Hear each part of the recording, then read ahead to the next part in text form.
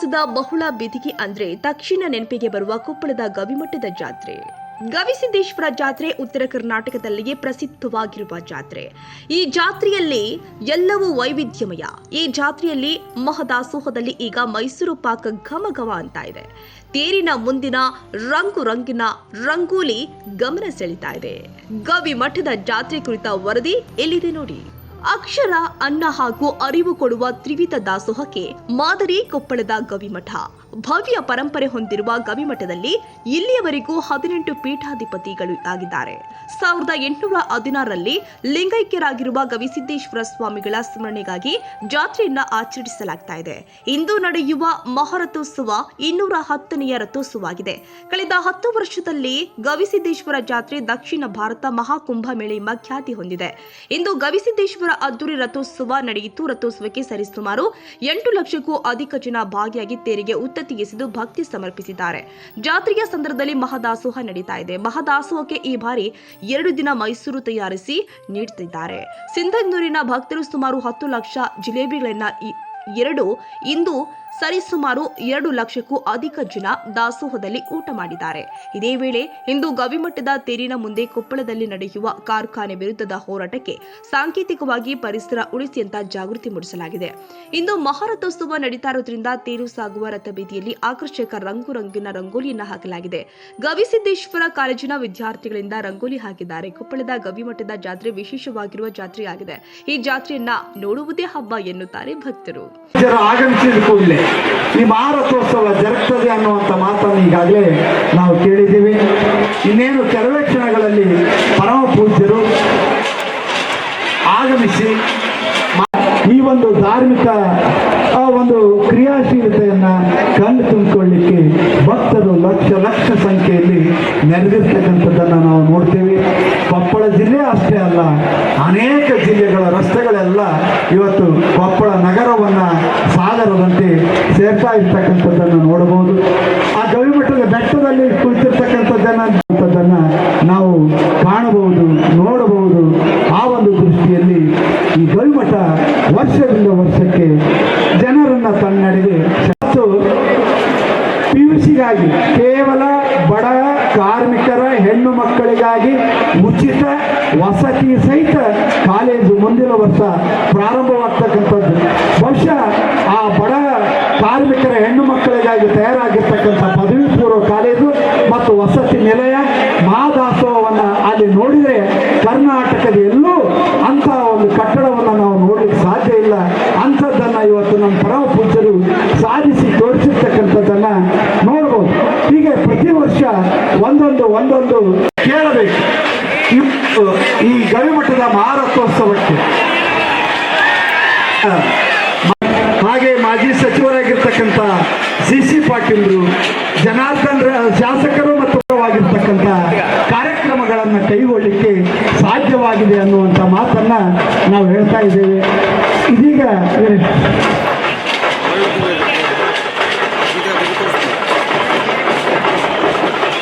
2020ರ ಈ ಮಹಾರಥೋತ್ಸವದ ದಿನವಾದ ಈ ಒಂದು ರಥೋತ್ಸವ ಇನ್ನು ಕೆಲವೇ ನಿಮಿಷಗಳಲ್ಲಿ ಪರಮ ಪೂಜ್ಯರು ಮಹಾರಥೋತ್ಸವಕ್ಕೆ ಪೂಜೆ ಸಲ್ಲಿಸಿ ಆಗಮಿಸಿದ ಕೂಡಲೇ ಈ ಮಹಾರಥೋತ್ಸವಕ್ಕೆ ಚಾಲನೆಯನ್ನ ಗೌರವಾನ್ವಿತರಾದ ಅನೇಕ ಹರಗುರು ಚರಮೂರ್ತಿಗಳೊಂದಿಗೆ ಪರಮ ಪೂಜ್ಯರು ಮಹಾರಥೋತ್ಸವಕ್ಕೆ ಪೂಜೆ ಸಲ್ಲಿಸುವಲ್ಲೂ ಆಗಮಿಸ್ತಾ ಇರ್ತಕ್ಕಂಥ ದೃಶ್ಯವನ್ನು ಅಂಗಳದಲ್ಲಿ ನೋಡ್ತಾ ಇದ್ದೇವೆ. ವಿವಿಧ ಮಂಗಲ ವಾದ್ಯಗಳೊಂದಿಗೆ ಪರಮ ಪೂಜ್ಯರು ಮಹಾರಥೋತ್ಸವಕ್ಕೆ ಪೂಜೆಯನ್ನು ಸಲ್ಲಿಸಿ ಆಗಮಿಸಿದ ಕೂಡಲೇ ಕಾರ್ಯಕ್ರಮ ಪ್ರಾರಂಭವಾಗ್ತದೆ. ಮಹಾರಥೋತ್ಸವಕ್ಕೆ ಆಗಮಿಸಿರುವಂಥ ಪರಮ ಪೂಜ್ಯರು ವೇದಿಕೆಯ ಕಡೆಗೆ ಬರ್ತಾ ಇದ್ದಾರೆ, ಆಗಮಿಸ್ತಾ ಇದ್ದಾರೆ, ದಯಮಾಡಿಸ್ತಾ ಇದ್ದಾರೆ. ಅವರಿಗೆಲ್ಲ ಅಲ್ಲೆಲ್ಲ ನಿಂತಿರ್ತಕ್ಕಂಥ ಶ್ರೀಮಠದ ಸದ್ಭಕ್ತರು ದಾರಿಯನ್ನ ಮಾಡಿಕೊಡ್ಬೇಕು.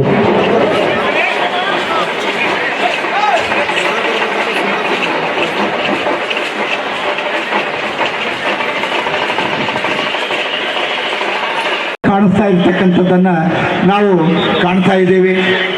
ಹೀಗೆ ಇನ್ನು ಮಹಾರಥೋತ್ಸವಕ್ಕೆ ಇನ್ನು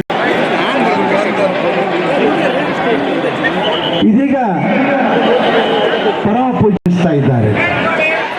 ದಯವಿಟ್ಟು ಭಕ್ತರೆಲ್ಲರೂ ಶಾಂತ ರೀತಿಯಿಂದ ಮಹಾರಥೋತ್ಸವಕ್ಕೆ ಸಾಕ್ಷಿಯಾಗಲಿಕ್ಕೆ ತಮ್ಮಲ್ಲಿ ನಾನು ವಿನಂತಿಸಿಕೊಳ್ತೇನೆ. ಹೀಗೆ ಈಗಾಗಲೇ ಮಹಾರಥೋತ್ಸವಕ್ಕೆ ಸಾಕ್ಷಿಯಾಗಲಿಕ್ಕೆ ಹುಬ್ಬಳ್ಳಿಯ ಡಾಕ್ಟರ್ ಗುರುಸಿದ್ಧ ರಾಜಯೋಗೇಂದ್ರ ಮಹಾಸ್ವಾಮಿಗಳವರು 3000 ಮಠ ಮಹಾಸಂಸ್ಥಾನ ಹುಬ್ಬಳ್ಳಿಯವರು ಈಗಾಗಲೇ ಆಗಮಿಸಿದ್ದಾರೆ. ಕಾಗಿನೆಲೆಯ ಪರಮ ಪೂಜ್ಯರು, ಕಾಕಂಡಿಕೆಯ ಪರಮ ಪೂಜ್ಯರು ಇಲ್ಲಿಯ ವೇದಿಕೆ ಮೇಲೆ ಅವರು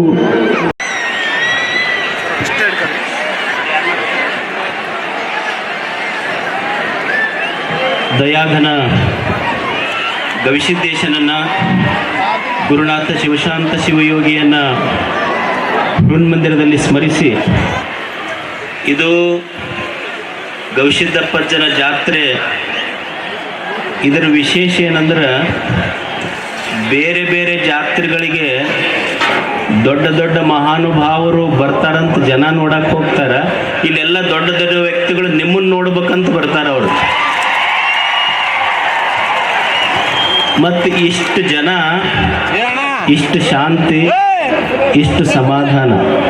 ಯಾಕಂದ್ರೆ ನೀವ್ಯಾರೂ ತಂದವರಲ್ಲ, ಭಕ್ತಿಯಿಂದ ಬಂದವರು. ಅಂಥ ಒಂದು ಭಕ್ತಿಯ ನಿತ್ಯೋತ್ಸವ ಇದು. ಈ ಭಕ್ತಿಯ ನಿತ್ಯೋತ್ಸವವನ್ನು ಉದ್ಘಾಟನೆ ಮಾಡಲಿಕ್ಕೆ ನಮ್ಮ ಜಿಲ್ಲೆಯ ಬೆನ್ನಾಳದವರಾದ CH ವಿಜಯಶಂಕರ್ ಅವರು ಮೇಘಾಲಯದ ರಾಜ್ಯಪಾಲರಾಗಿದ್ದಾರೆ. ಅದು ನಮ್ಮೆಲ್ಲರಿಗೂ ಹೆಮ್ಮೆ. ಅವರು ಈ ಯಾತ್ರಾ ಮಹೋತ್ಸವದ ಉದ್ಘಾಟನೆ ಮಾಡ್ತಾ ಇದ್ದಾರೆ. ಅವರ 2 ಉದ್ಘಾಟನೆ ನುಡಿಯ ನಂತರ ಧ್ವಜಾರೋಹಣ, ಆಮೇಲೆ ರಥೋತ್ಸವಕ್ಕೆ ಚಾಲನೆ ಸಿಗ್ತದೆ.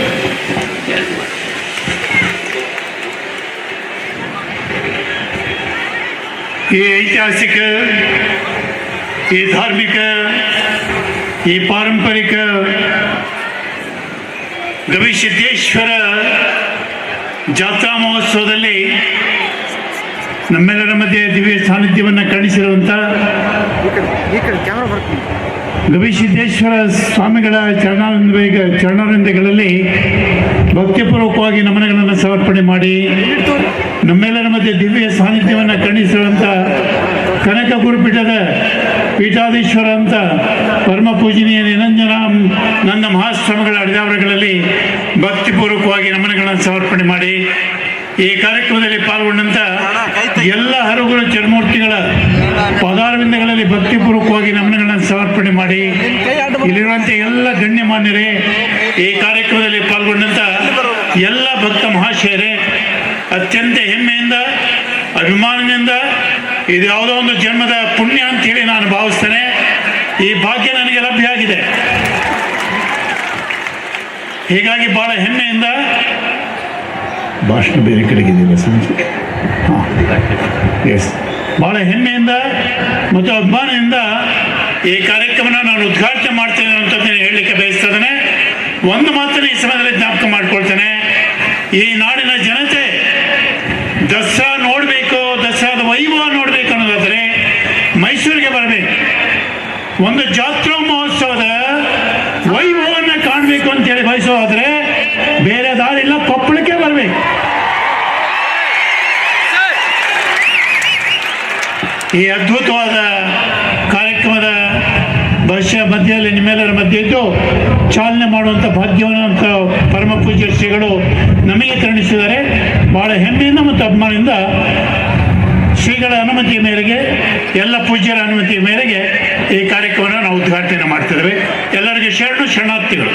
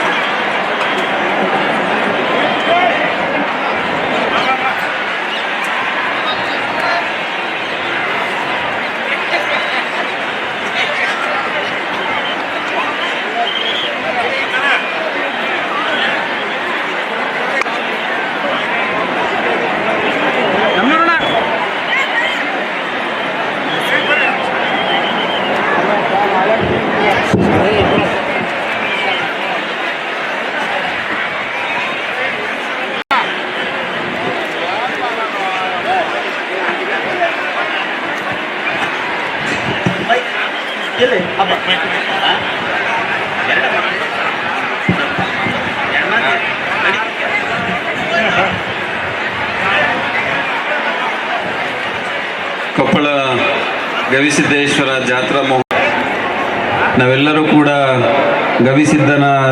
ಸಿದ್ದೇಶ್ವರ ರಥೋತ್ಸವದಲ್ಲಿ ಪಾಲ್ಗೊಂಡಿದ್ದೇವೆ. ರಥೋತ್ಸವ ಚಾಲನೆ ಆಗಿದೆ.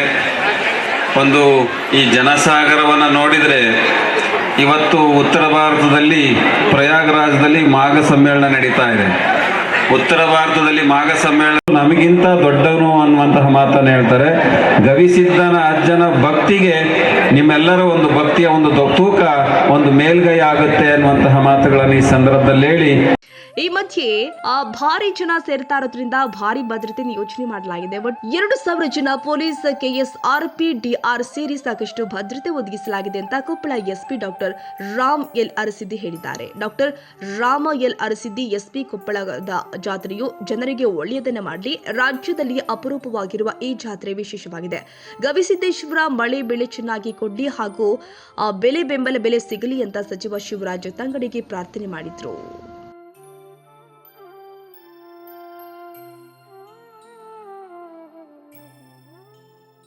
ಈ ವಿಡಿಯೋ ನಿಮಗೆ ಇಷ್ಟವಾದರೆ ಲೈಕ್ ಮಾಡಿ. ಇನ್ನಷ್ಟು ಹೀಗೆ ಆಸಕ್ತಿದಾಯಕ ವಿಡಿಯೋಗಳನ್ನು ಪಡೆಯಲು ನಮ್ಮ NTV ನ್ಯೂಸ್ ಚಾನೆಲ್ ಅನ್ನು ಸಬ್ಸ್ಕ್ರೈಬ್ ಮಾಡಿ. ಪಕ್ಕದಲ್ಲಿ ಇರುವ ಬೆಲ್ ಐಕಾನ್ ಅನ್ನು ಒತ್ತಿ. ನಿಮ್ಮ ಬೆಂಬಲವೇ ನಮಗೆ ಸ್ಫೂರ್ತಿ.